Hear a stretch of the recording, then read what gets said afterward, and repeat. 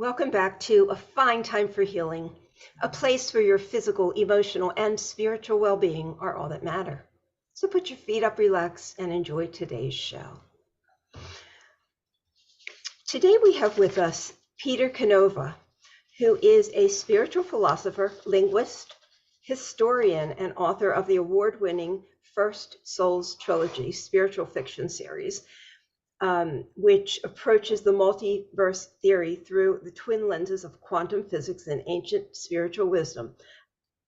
So he approaches that topic in his latest nonfiction book, Quantum Spirituality. Peter is a highly successful, multilingual, international businessman who, after a series of life-changing spiritual experiences, began studying and writing on spirituality and consciousness. In addition to the author of 25 award-winning First Souls trilogy, he has also contributed to the popular Chicken Soup for the Soul series, and he lives in Florida and Southern California. Welcome, Peter. It's so great to have you. Hi, Randy. Nice to be with you. Hi. So I have your book, Quantum Spirituality, for everybody to see. And as I was reading the book, I couldn't help but wonder where all this information came from. And, to my listeners, we're going to get into this in some depth. But Peter has such a wide range of knowledge that it just impressed me so much. So, Peter, where did all this knowledge come from? Well, it started when I was in my early 20s. I found out that I was a very accurate medical intuitive. And when I kind of got over the disbelief about that, it opened up a floodgate of communications, of phenomena, clairvoyance, clairaudience, remote viewing, premonitions, all kinds of things that made me realize that there was another level of reality out there, or perhaps many levels of reality out there, and that I was getting information from that side. In fact, you mentioned the First Souls trilogy. The first book of the First Souls trilogy, Pope Annalisa, they wrote an article in Own Times magazine about all the geopolitical predictions that came true in Pope Annalisa, quite a few of them. And actually, even today, with the situation developing in the Middle East, it's coming around again. All these things were covered in that book. So, to some extent, the information was channeled information, to a large extent. But, I, being a Capricorn, I wasn't satisfied just to have these experiences. I wanted to understand the nuts and bolts behind it. So I started studying ancient spiritual texts, ancient spiritual wisdom, and eventually that led me to quantum physics. And the nexus there is that both the ancient wisdom and quantum physics, when you really kind of pare it right down to the core, they deal with things like light, matter, and energy. And that's really kind of what reality is all about.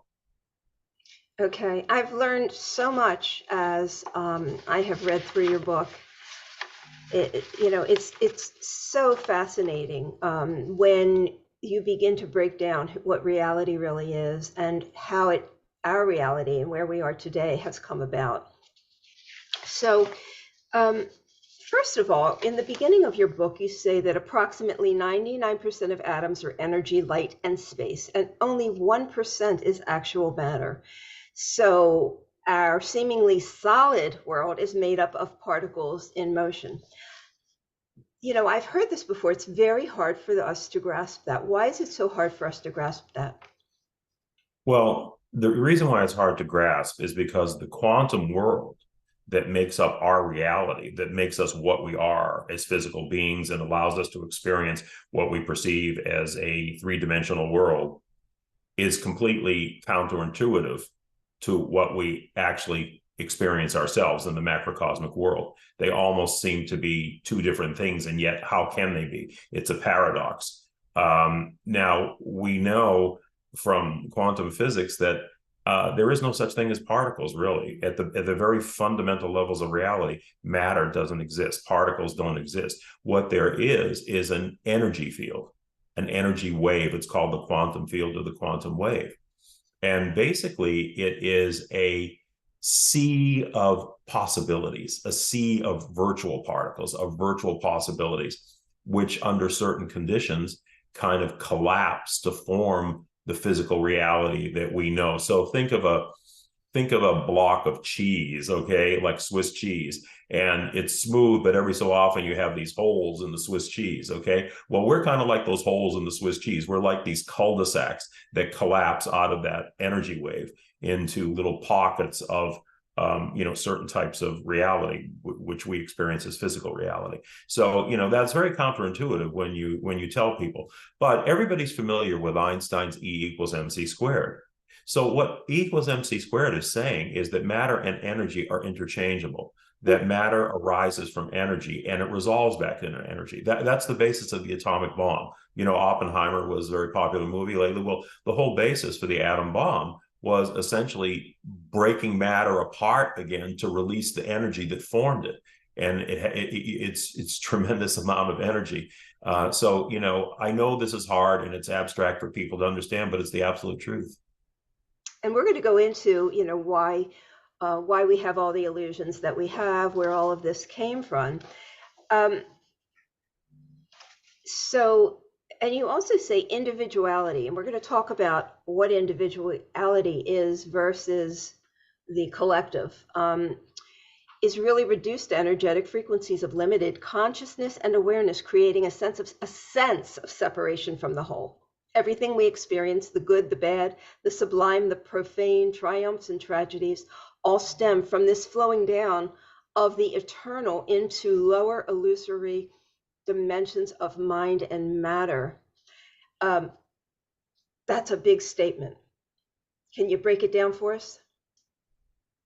Well, in both the quantum world and in the ancient spiritual traditions, such as the Gnostic tradition, which just actually really described the quantum world 2,000 and 3,000 years ago. The Gnostic text really literally reads like a primer to quantum physics. It describes almost all the major theories of creation, the Big Bang, the God particle, parallel universes, and so forth. And in each case, it talks about a limitation or a stepping down. So maybe the best example is this. In the Gnostic text, it speaks of the supreme consciousness. You can call it God, you can call it the One, call it anything you want. It's all the same thing. It's the intelligent source that literally permeated and created everything that we know, everything that exists. And that source essentially dispersed itself into smaller points of consciousness. And there are reasons for that, which if we can get into later on. But let's just say for now, it dispersed itself into smaller points of consciousness. Well, in order for those smaller points of consciousness to exist as individual entities, there had to be a limitation from the overall consciousness of the source itself, because if there was no limitation, there would be no differentiation, there would be no individuality. They would just all be absorbed back into the source itself. So limitation is really a prerequisite for individuality. In the quantum world, you sort of have the same phenomenon where energy sort of steps down and it forms visible matter. Matter is essentially energy vibrating at a lower level or a lower frequency. So both in the quantum world and in the spiritual text, you have this idea of limitation, which is limitation is really another way of saying a limitation is a differentiation or frequencies of energy. We have higher and lower frequencies of energy, and those higher and lower frequencies of energy literally in their various combinations form all the things that we know as seen and unseen reality. So limitation, yes, it's connected to individuality. It's also connected to the whole way that an invisible energy can manifest itself in seemingly physical forms. It's done by limitation, a lowering of frequencies. And what was the point, or what was the intention, I should say, of the source breaking into all these, fracturing into all these pieces of matter? or not, I mean, energy of Yeah. source. Well, I mean, when you think about it, if you are something that is everything, you're everything that exists. It's a very static existence. I mean, you exist, but you don't experience. You only can experience through contrasts. If everything was all one, infinite, everything happening all at once, infinity, there would be no differentiation. There would be no experience. It would just be a very static existence. So the text essentially say that the one broke itself up in order to sort of almost reflect back on itself. It was almost a matter of self-exploration. These individual points of consciousness were sort of like mirrors that the one would reflect back on itself and could actually have experience. So, experience needs to happen through individuality. And so the source essentially, it was kind of like, really, in a way, it was almost like a divine amnesia. It was the way for the source to experience itself throughout different levels of being. And that was the reason. I think that's probably a pretty good reason that they cited in the ancient spiritual texts. It really is. And it's sort of a brilliant way of doing that. There's so much conflict out there about, who we are, what we are. And some people say we are God. I've never agreed with that. I think we are of God. We are a part of God, or a part of source. But collectively, yes, but individually, no. Is that correct? Well, I would tend to agree with you. I mean, the parts are not the whole. And the sum of the parts perhaps are the whole, but the parts are not the whole. Mm-hmm. So we are emanations or projections of God. And so I would liken it to, let's look at a power grid, an electrical power grid, okay? In an electrical power grid, you have the raw source of energy. And then you have relay stations. And the reason the relay stations are there is because that energy has to be stepped down in frequency in order to be usable. So we are kind of like the relay stations along the way. We are part of the creation. We are co-creators in that sense. We were part of the divine orchestra that created the symphony of existence, but we're not the conductor. Okay, thank you. So each of us, and when this source sort of spread out or fractured or whatever, sort of reached out for these different experiences, was there a finite level of souls created? Well, I don't really know I can answer the question of whether there was a finite number of souls. I will say that there is a difference between spirit and soul, however. They're not the same. People use them interchangeably. Spirits are those conscious entities that never really left the divine harmony, let's say. They never left the hive. Souls were those that broke away and vectored out into their own experience to accumulate individual, experience. So, the soul mind or the Akashic records really has to do with souls. Souls are spirits in a particular state of experience. But pure spiritual beings are, really kind of, how can I say, if you want to put it in Christian terms, they're still orbiting the throne of God. They're still, within the divine orbit. Whereas, the souls have ventured off into other lower levels or frequencies of reality or existence. Are we talking about like angels, for instance? Well, different traditions will call them different things. Okay, the first created beings in the Gnostic text were called aeons, Aeons, and they mean eternities in Greek. And really what they were archetypes in the Jungian and the Platonic sense. They were given names like truth, love, justice, mercy, wisdom. So clearly they were aspects of the divine mind, but very high beings that were vibrating in their own dimensions of frequencies. And they very much had to, do with the contribution to, the creation, as we discussed, the conductor and the symphony. Mm-hmm. So they were called eons, but you could also call them, I mean, in Christian terminology, you could also call them angels or archangels. I think it's more accurate in terms of their function, though, to think of them as archetypal ideals. They're not really people. They are conscious centers of intelligent energy. They are beings. They're not people like you and me. They're not physical bodies like you and me, but they each have sort of a particular vibration.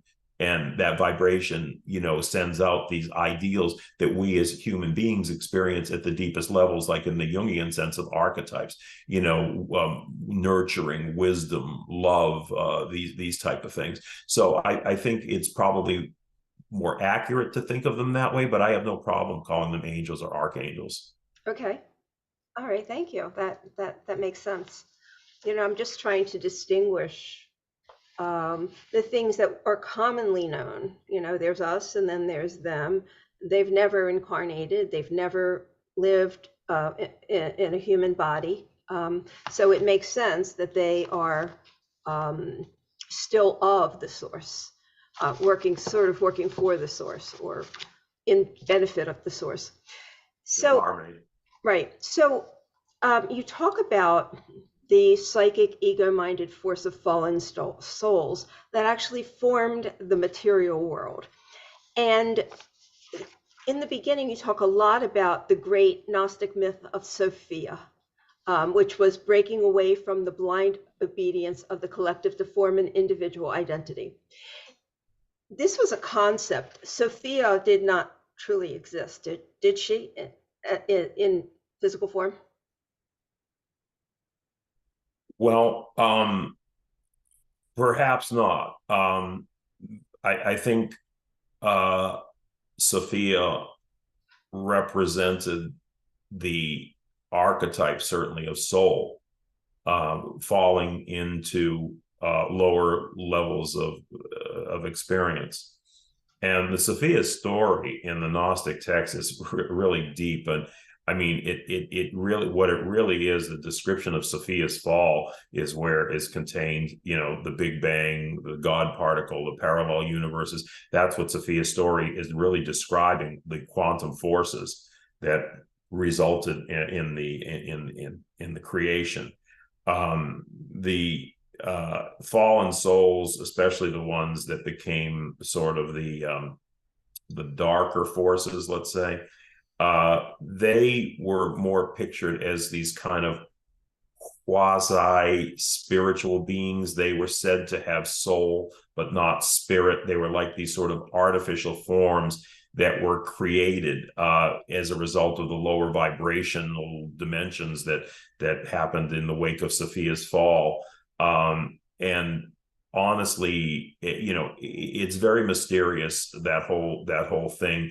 My own personal belief is that they are the results of our own limited psychic awareness that creates this darkness. It's born out of ignorance, and we're ignorant. I mean, what are we ignorant of? We're ignorant of the place of which we came from which we fell. Right.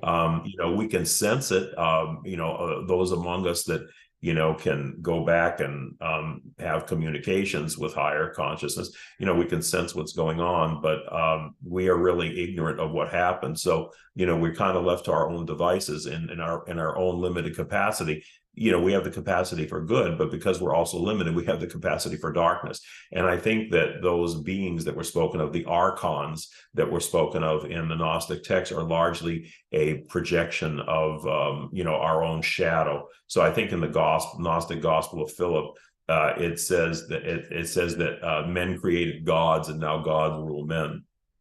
Do you think that this has something to do with the theory behind the Christian belief that we are all sinners? Well, look, Christianity, to a very large extent, is a bastardized version of Gnosticism. The Gnostics were the Gnostics predated Christianity, but they also were the original Christians, because they saw that Jesus was teaching a Gnostic message. And we know that for a fact, because there were two teachings in early Christianity. There was the inner teaching, mystical teaching, and then there was the outer church. We know there was an intermystical teaching because it says so in all the synoptic gospels of the Bible. It says that unto the masses he spoke in parables, but unto the disciples he gave the keys to the kingdom of heaven. We also have documents from early church fathers like the bishops Clement and Origen that stated that Jesus had a secret teaching that he imparted only to those who were able to understand, the elect.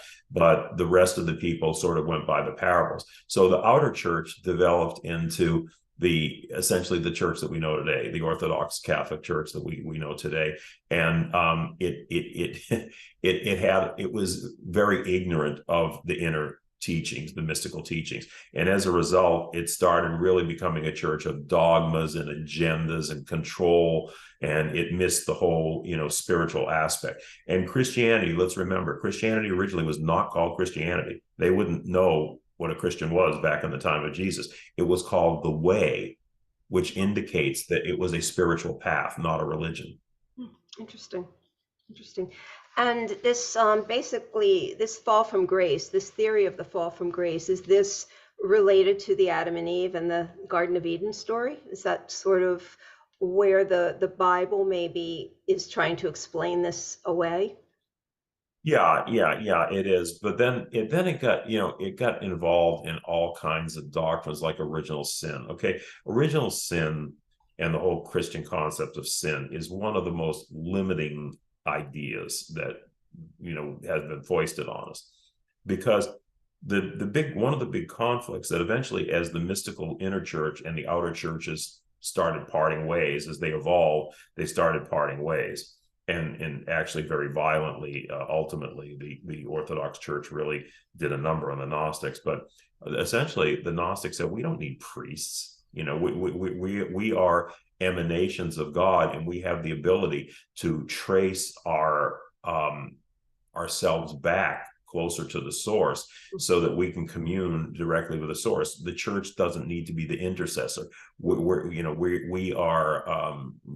able to do these things ourselves. So the Gnostics, to the Gnostics, there was no sin. The only sin was our ignorance. Our ignorance is a result of our fallen state, our ignorance of not really having the higher awareness. And interestingly enough, the Anglo-Saxon word sin means off the mark. The original meaning of sin wasn't bad stuff, like Christian sin. It meant to be off the mark, meaning, hey, you guys kind of forgot everything that you were supposed to learn. And so that was the sin. But the original sin in Christianity is like, okay, we were these separate creations that were made out of the dust of the earth, and we were placed in this lunatic asylum down here, bouncing off the walls. And along the way, we ticked God off, and now we're forever trying to get back in his good graces. That's a horrible a burden on humanity. Where the Gnostics were saying, no, we are actually projections or emanations of God, and there is no original sin, in that sense. And our only task is to remember, not even learn, but remember what we are and where we came from, and the exalted state. So the Gnostic view was much more exalted. They viewed humanity essentially, ultimately, if you really look, there were all strains of Gnosticism, but ultimately, if you really look at the message of Gnosticism, we're the fingers of God touching the face of this earth. And our task here is to spiritualize the material and bring the experience of the material back to spirit. So we're like the bridge, essentially, between matter and energy, or matter and spirit. And that's an exalted purpose, rather than, what we've been left traditionally with. Right. It's really powerful when we think about who we really are. So the myth of Sophia, the ego-centered being of Archon, and the ego mind, these were all sort of theories that explained or tried to explain our falling away or our separateness from source. They were just kind of theories or myths, or it was just belief systems. I don't think they were theories. Well, they were told in mythic terms, but I don't think they were myths. They were explanations of a reality. And I mean, essentially, what it said was when human beings, at first, when soul or spirit entered into physical forms, I believe we had the ability to go in and out of form because we still retained a lot of our divine consciousness. But eventually, souls became limited and trapped within the boundaries of their skin. They started to identify reality as the boundaries of our skin. Mm. And they started thinking of themselves actually as physical beings rather than souls experiencing, having a physical experience, which is really what we are. They started thinking of themselves as physical beings. So their mindset changed from a divine consciousness into something that had to do with preservation, self-preservation, which is ego. So think of it for a second. Eventually, once you were spiritual beings, but now all of a sudden you find yourself trapped in material form, and you got saber-toothed tigers chasing you around, and you've got a whole physical world out there that you have to cope with. You got hunger, you got cold, you got danger. And that led to the development of the ego mind, which is me and protect me and enhance me, and this is sort of where that came from. And this is also very much in line with Jungian psychology. Carl Jung was a Gnostic. I mean, he in fact, when he first read the Gnostic text, he basically said, these people got there before me. And he was shocked at how his own experience and his own thinking and his own theories were in alignment with the Gnostics. So, when you say, are they theories? I tend to think not. I tend to think they're descriptions of reality. And I tend to think that because not only did the Gnostics say it, but they have an eminent psychologist like Carl Jung saying the same thing. So I believe in multidisciplinary cross-referencing. That's what my book, Quantum Spirituality, is all about.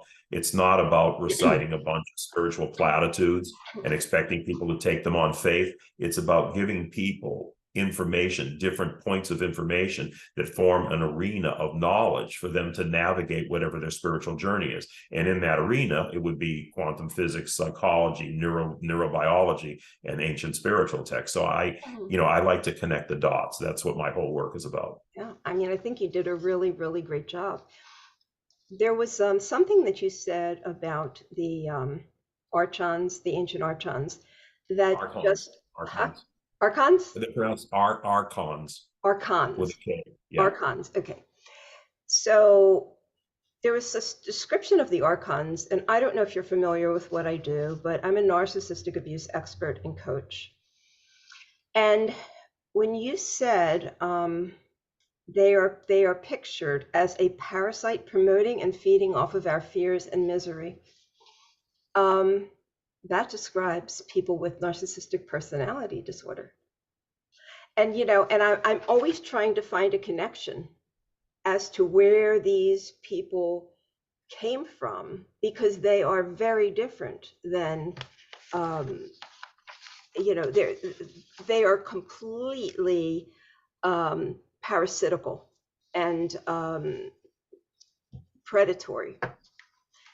So I'm always trying to find where this happened, because that's a description of the archons that have been pictured as parasitic and predatory, essentially substituting a false mind or a false view of reality from the real spiritual truth. So, again, this is our ego minds. Our ego minds are really the stumbling block between our divine mind, recapturing our divine minds. And the archons, incidentally, is a Greek word. It means rulers. Okay, so I think they probably call them archons in the ancient text because essentially they ruled the minds of human beings. Now, they were pictured as actual forces, intelligent forces, or centers of kind of darkness, and they kind of bleed through into this dimension. And it's said that they feed on negative human emotions and fear, and their whole purpose is essentially to keep people trapped in physical forms so they can exist. It's our ignorance that gives them existence. If all of a sudden all of us experience divine consciousness all at once, the archons would just dissolve. They would disappear. That's big. So they still exist among us.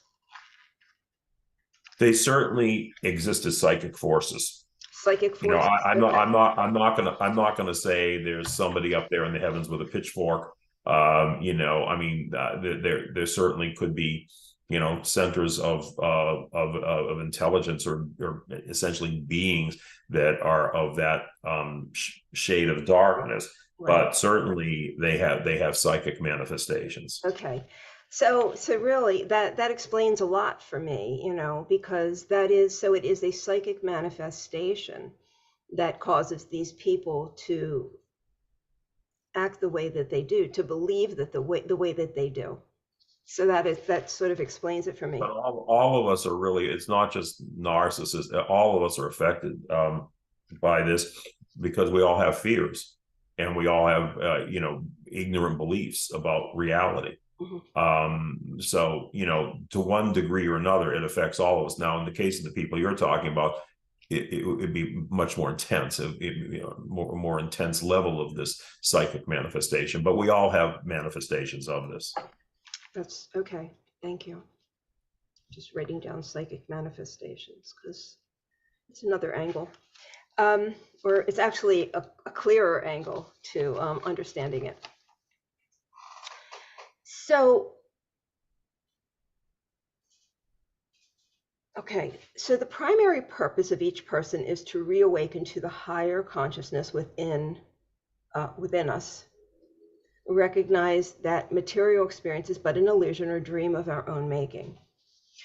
And how do we do this? So I know that this is a perspective that I try to share with the clients that I work with. And some people have it, some people get it, and some people just push it away. It's a very difficult, you know, I kind of relate it to almost to control, because when we think that we are all there is, we are sort of controlling, or it's a false sense of controlling of how our life is going to go instead of allowing. So how do we let go of these illusions of who we truly are?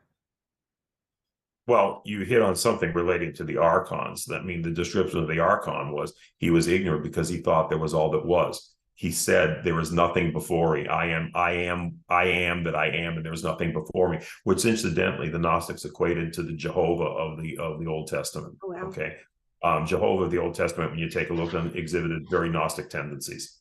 But yeah, I don't want to. That's a whole nother story. I don't want to digress from your question. You know, there's no one way that we let go of this. Another way of asking the question on the flip side is, you know, how do we attain higher consciousness? How do we have experiences with higher consciousness? Which is what my book is about. It's about helping to guide people have those experiences. But there's never one way, because everybody's path is always different. You know, I mean, the first step is people have to be motivated. And sometimes it happens spontaneously, like with myself, Carl Jung, other people. You know, we have these spontaneous experiences that open up something to, you know, a whole reality to us. I don't know why that is. Did we bring that in as part of our soul experience? Perhaps. Maybe. I don't really know why that is, but other people have to come to that by other means. You know, sometimes, many times, people have to hit the bottom of the barrel. You know, a drug addict, a drunk, a violent criminal, somebody that did so. You have to hit the bottom of the barrel and say, you know, God, there's got to be a way out of this. You know, there's got to be something else out there, you know, besides it. And then they start to question and they start to seek. And when you start to question and you start to seek, that's the beginning. That's the beginning of the road, is questioning and seeking. But people come to that questioning and seeking by many different avenues. So there's no one prescription for how you do that. But once you have that motivation, there are ways that you can, you know, enhance your experience. So you can read books like mine. You can talk to other people like yourself or other people who are guides that can help awaken them to the fact that, you know, if you really know the way the world operates, it doesn't really operate probably the way you think it does. And it could be potentially a lot better, if you have certain understanding. So you can study scripture, you can read, you can take the intellectual route, and you can also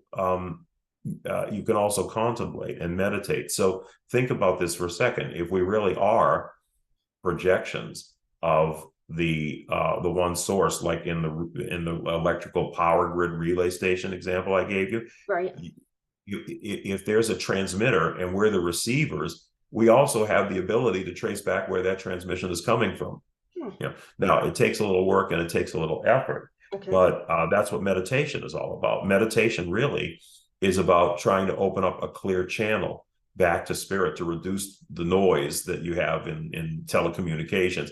It's about getting rid of that noise and getting a clear channel back, and then getting information. So shamans and the Gnostic masters, well, they were just people that crossed over to the other side, and they brought information back that was very helpful in this reality. I mean, essentially that's what I did when I wrote my books. I brought a lot of information over from the other side, and I brought a lot of information over that helped me and saved my life on a number of occasions. So I know this stuff is real. It's not, I mean, it's very hard to know how real this is unless you've experienced it. Once you experience it, you own it. Okay. Otherwise, for a while at least, you have to take it on faith. So it's the difference between someone telling you that fire burns and sticking your hand in the fire. Once you stick your hand in the fire, you own it. You know that experience. Okay. Otherwise, you're taking it on somebody else's say so. So, the whole trick here, you can start off with reading and studying, but that's just knowledge. You have to graduate from knowledge to actual experience. Experiential knowledge is a higher level of knowledge than factual knowledge, book learning knowledge. And that's where you want to be.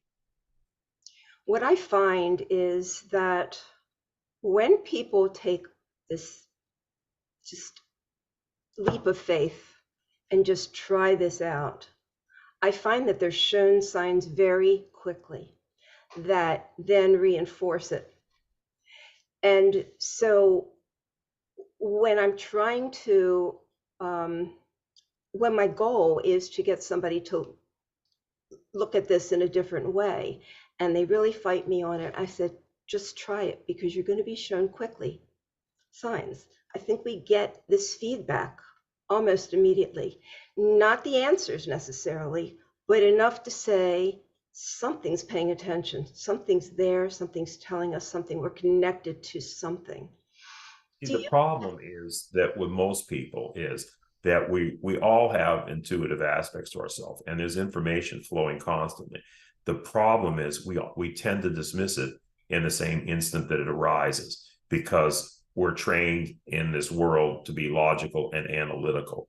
And that logical and analytical mind can sometimes operate as a kill switch. So this is why, you have to get them to turn off that kill switch and teach them how intuition, and how feedback works. Okay. So, for instance, somebody that intensely desires to get themselves an automobile, and they can't afford an automobile, and they sit there, meditating on an automobile, and they think that someone's going to drive it up to their front door with a bow tie on and deliver. But it may come about in some other way. So for instance, maybe perhaps they land a new job and they have a little bit more money and they can afford a bigger down payment. Okay. I mean, that is the universe answering to you. Now they may think, well, that's not the way it works, but that is the way it works. The universe does not answer you the way you want to be answered. It answers the way it thinks it should answer you. And that's what you have to train people. So, don't dismiss your intuition. Don't dismiss the signs. Look for synchronicities. Look for signs and recognize them, because miracles don't usually happen with fireworks. They usually happen in small tranches. All right. You are so, so right. How do you feel about The Secret and all of this talk about manifestation? Because, I have a problem with it, because I think that if people don't fully understand who they are and what their capabilities are, they tend to use this like a magic wand. I'm going to manifest this thing. And then they get very frustrated because The things that they're told they can manifest, they cannot necessarily. So how do you feel about that? Well, that's a low level frequency way of going about manifestation. You know what I kind of liken that to? The whole born again Christian thing. I accept Jesus Christ as my Lord and Savior, and that's going to solve all your problems. Mhm. Okay. Now, that's an expression of many of the things that we're talking about, but it's a lower frequency expression of it, Okay. because you just can't say those words and sit back and your life is going to change. It takes more work, and it takes more effort than that. Okay. So, I mean, whenever I hear somebody say, accept the Lord Jesus Christ into your being and your soul, and it'll change your experience. Well, maybe for some people it does, but for most people, it really doesn't make fundamental changes, because it's not the way you go about prayer. It's not the way you go about manifesting things. You really have to increase your own frequency and your own level of vibration, your own awareness of the power that manifests everything. And then, when to the extent that you do that, and then you can use certain things like, desire, visualization, keep a goal in your mind. Like, some people write a storyboard and they put it in their wall and they meditate on it. That's actually not a bad thing. But there are other steps that have to be taken to increase that frequency, your energetic frequency. When you start to reach those higher levels of consciousness, then the manifestations actually become much more clear, and they begin to happen. But if you're manifesting from a mentality of poverty and ignorance, it ain't going to work. Yes, thank you. Thank you for that. Put the work in. If you want to manifest, put some work in too. Exactly, exactly. In my book, Close Encounters of the Worst Kind, I talk about magical thinking as part of the process that people try to go through to heal themselves. And I put that in there because I think there are people, and people have actually expressed this to me. I'm going to pray about it, and then Jesus will fix this. And I say to them, well, that's not necessarily, there are things that you need to accomplish here to grow your soul, and just there's no shortcut to doing that. If you don't, like you're saying, if you don't put in the effort to connect.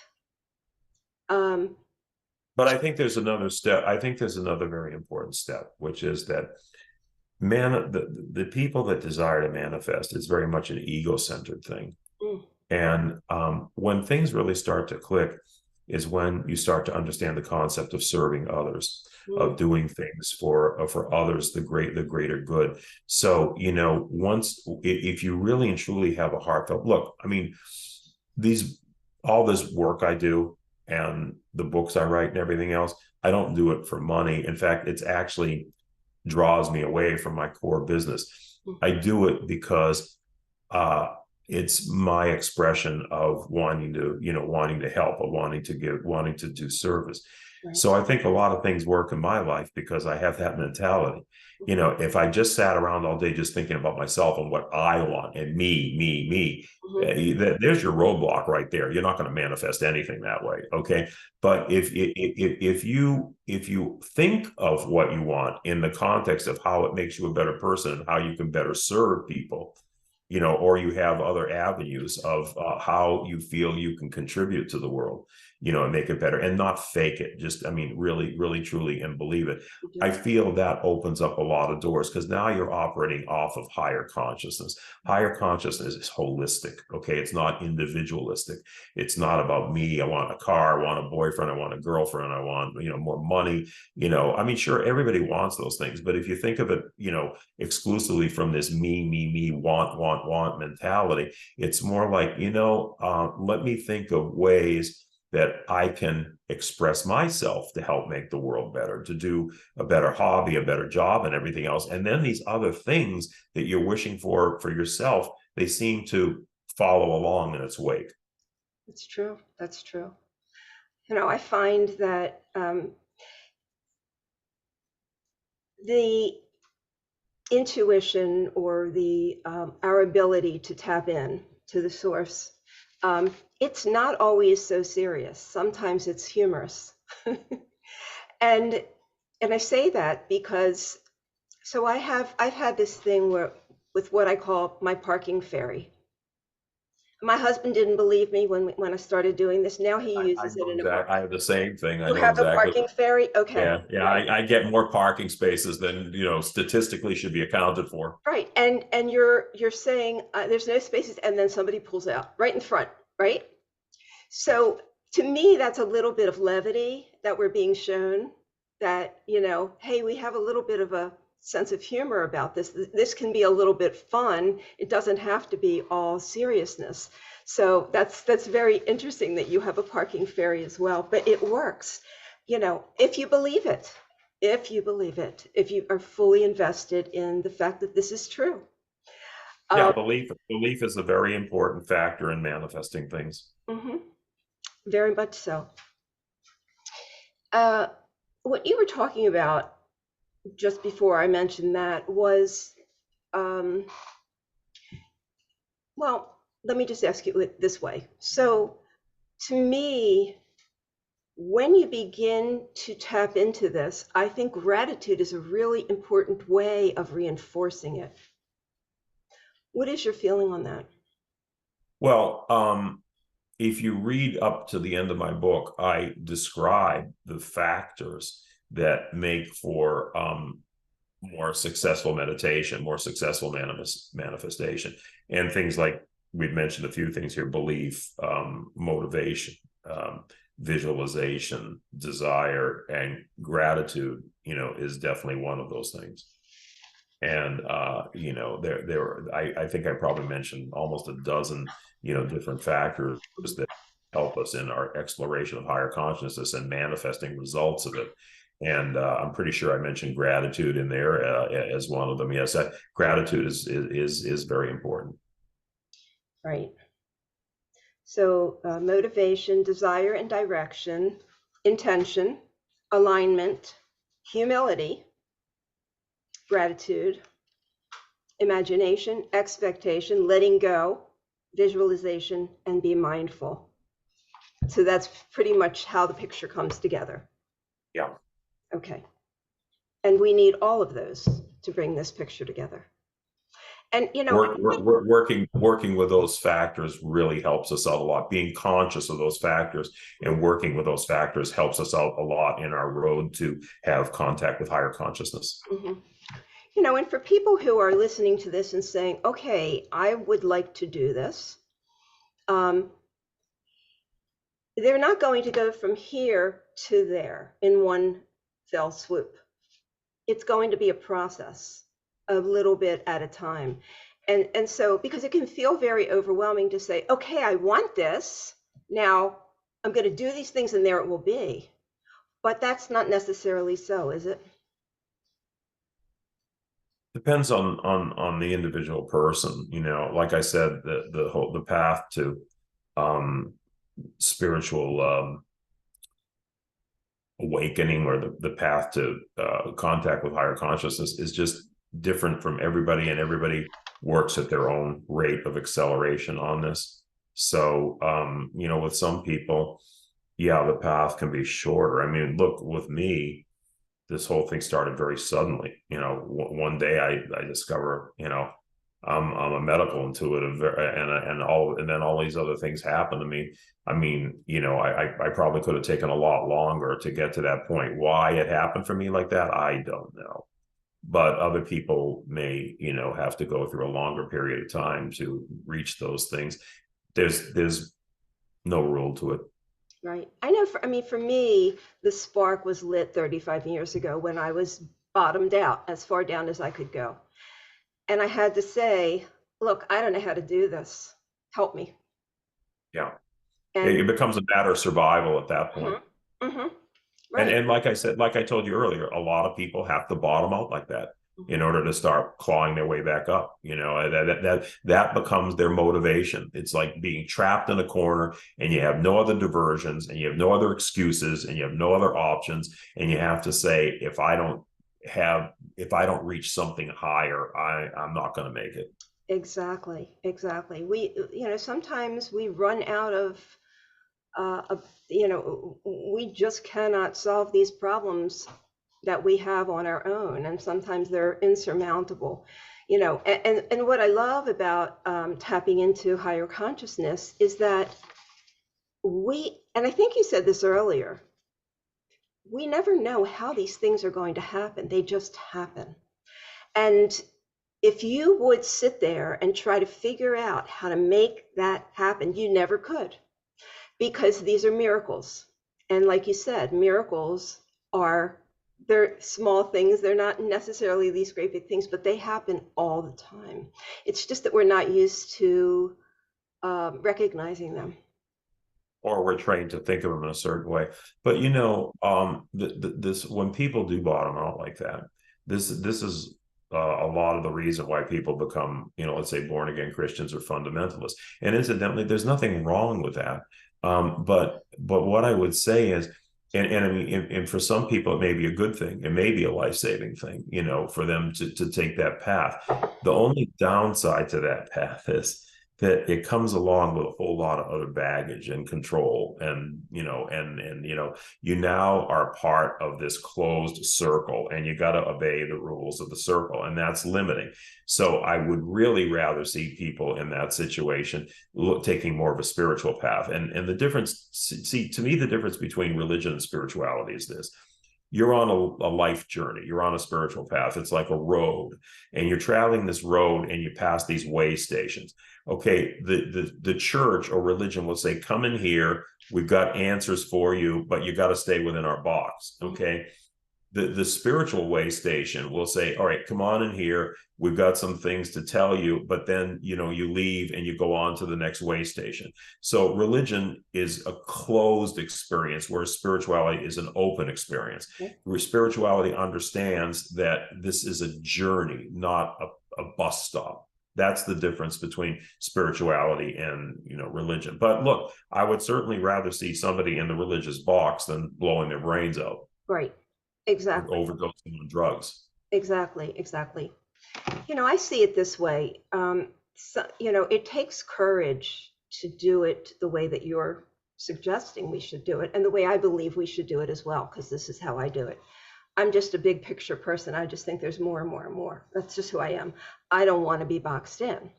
But, I notice some people cling to religion because they have fears and they want everything defined for them.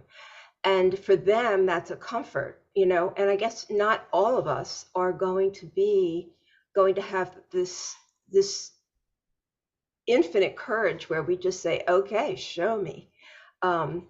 Because that can be scary for many people. Yes.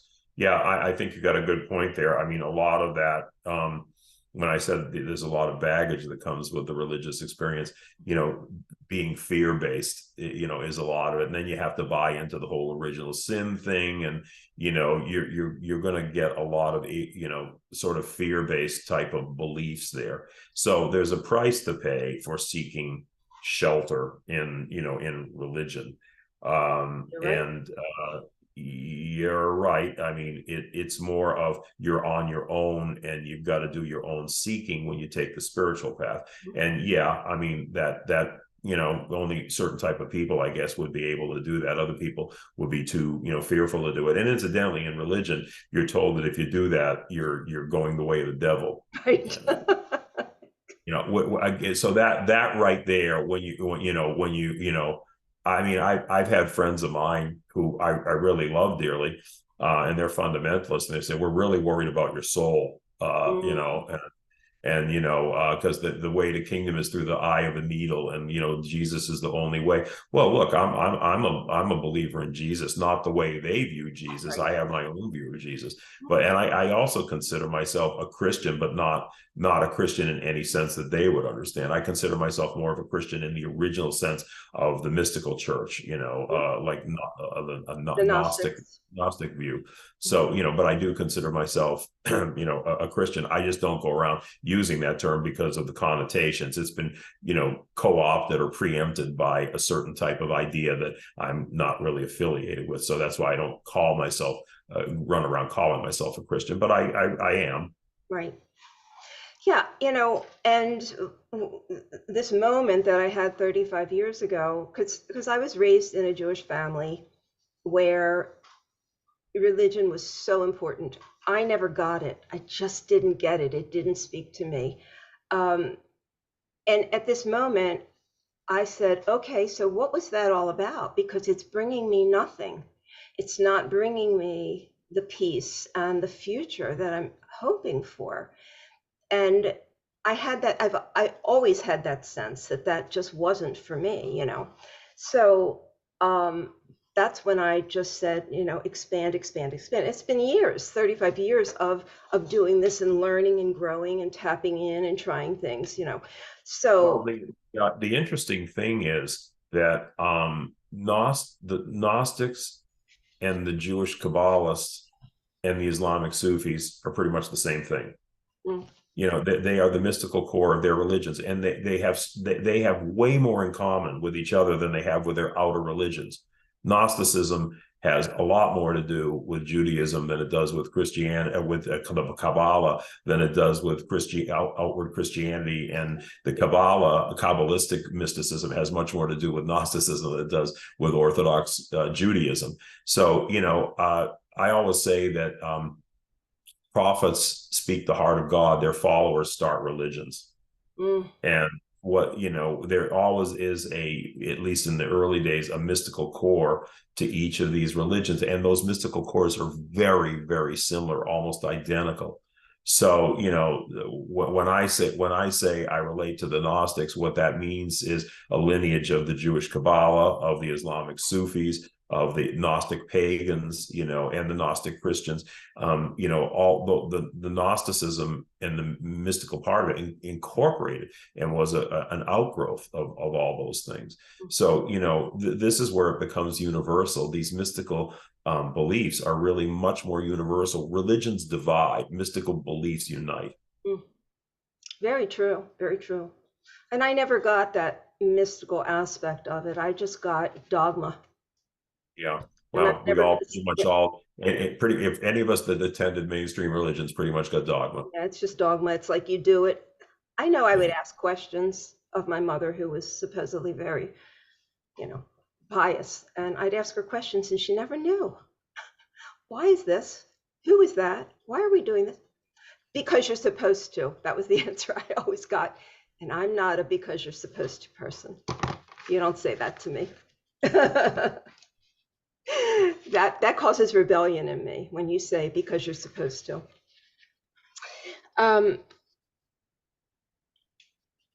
Who were the Essenes, or is it the Essenes or the Essenes? Essenes. Yeah.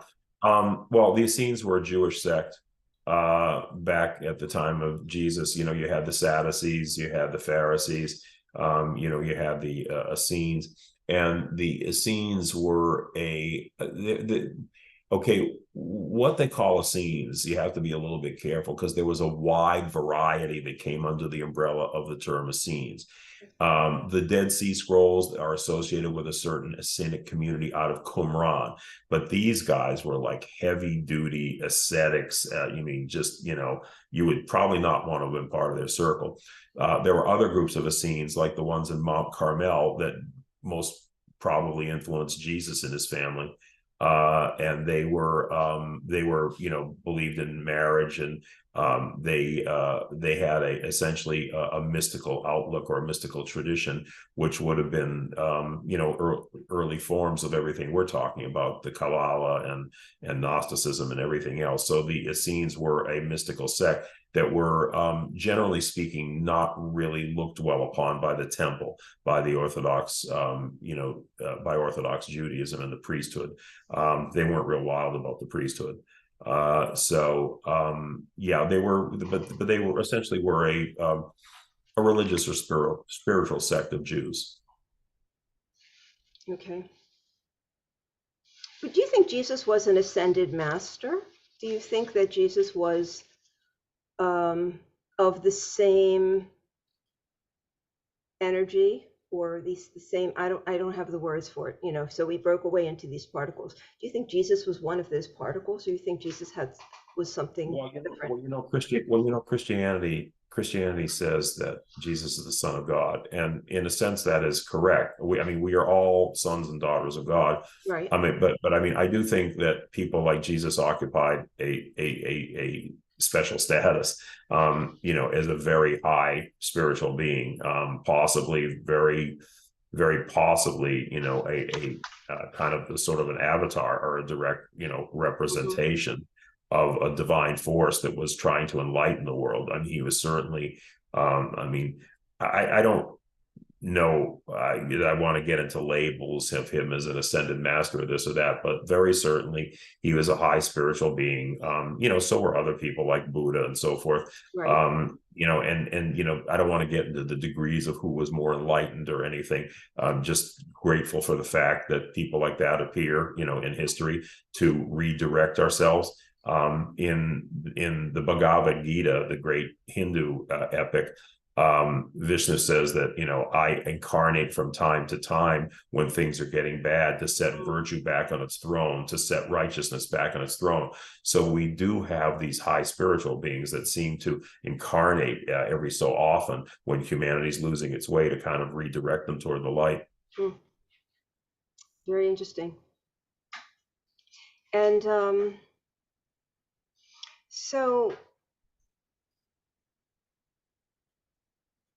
okay, so explain to people, just sort of to sum all this up, why spirituality or being spiritual is not woo-woo, it is science.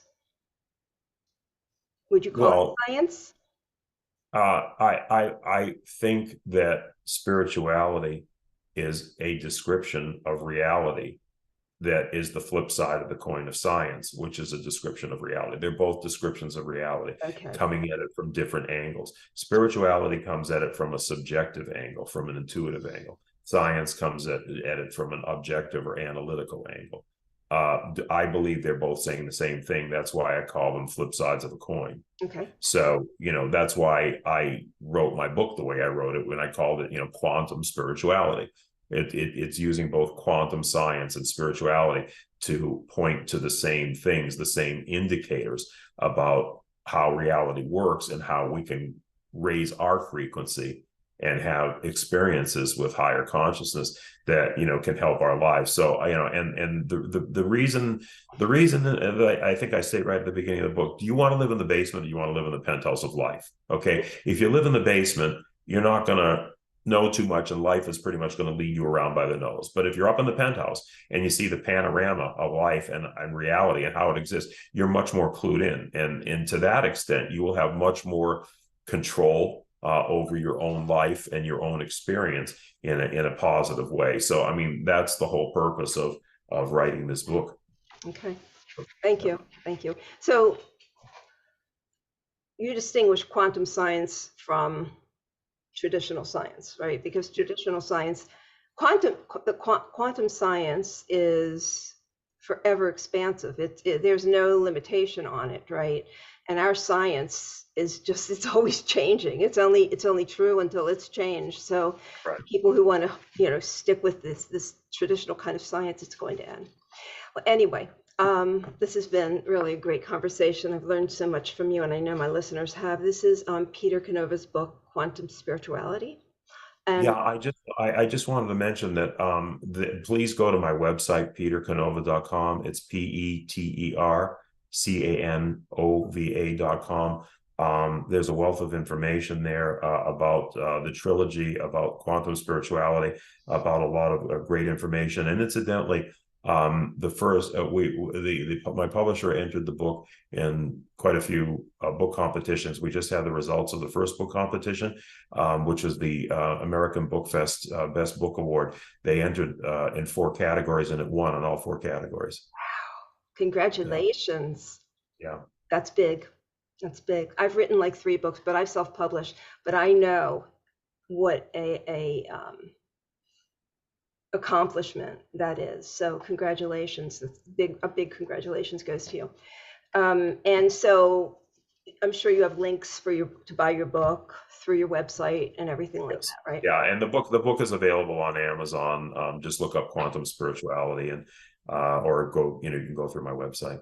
Okay. Well, I hope we sparked something in somebody, at least one person today, that is maybe once was sort of on the fence and is ready to take that leap and and look at this a different way. And that's the purpose. This is why I do these shows, to try to reach people and try to resonate with somebody, give somebody a hand up. So anyway, thank you so much. It's really been wonderful talking with you, and I love to learn. So this is great. Good. Thanks for having me. I appreciate it. You are very welcome. Have a great day. Thank you.